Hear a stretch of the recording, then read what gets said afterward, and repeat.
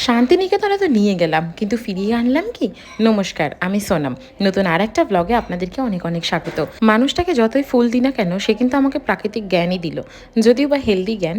তো যাই হোক, আজকে আমরা এসেছি শিল্পগ্রামে। শিল্পগ্রামের সত্যি ভীষণ সুন্দর ছিল এবং প্রত্যেকটা আলাদা আলাদা স্টেটের আর্টস, হ্যান্ডক্রাফটস, ইউটেন্সিল, মানে যা কিছু তারা ইউজ করতো সেই পার্টিকুলার স্টেটের জন্য, সেই সব কিছু সেখানে মজুদ ছিল as a mini museum. Santiniketan গেলে আপনারা কে কেমনভাবে এনজয় করেন অবশ্যই জানাবেন।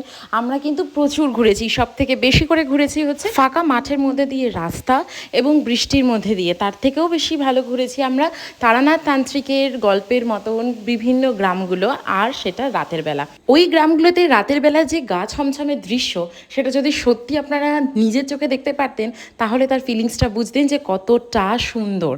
আর এই সবটার পসিবল হয়েছে আমাদের এই রথের সারথির জন্য। সোনাঝুরির হাটে পৌঁছাতে অনেকটা দেরি হলেও আমরা কিন্তু সেই জায়গাটাও ছাড়িনি। পরের দিন সকালে চা আর ডিম টোস্ট খেয়ে আমরা বেরিয়ে পড়েছিলাম আমাদের বাড়ির উদ্দেশ্যে, এক রাশ মনে দুঃখ নিয়ে।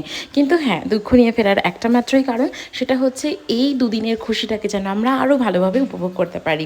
শেষে হাওড়ায় পৌঁছে গেছি এবং তারপর বাঙালির ইমোশন হাওড়া ব্রিজ পেরিয়ে আমরা আমাদের বাড়ি